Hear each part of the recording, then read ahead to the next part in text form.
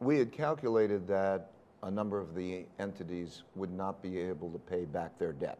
When there's a certain rate of debt growth that is unsustainable and that there's going to be a problem paying it back, when you do the calculations, you could see that you have a problem.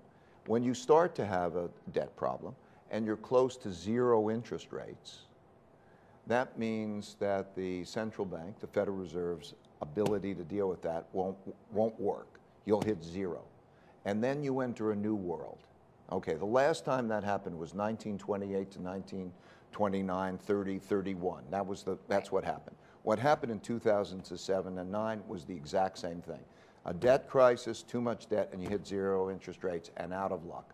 And then what happens, there's a classic way of dealing with that, is that the central bank has got to print money and go buy financial assets. And so that's what all the entities did.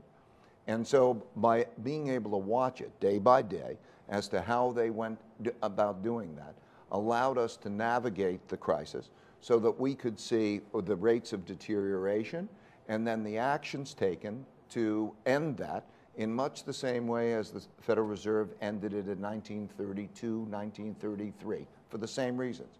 Now that printing of money and the buying of financial assets causes financial assets to go up in price, puts money into the economy, and produces the type of reaction that we've now seen in terms of that economy and those markets.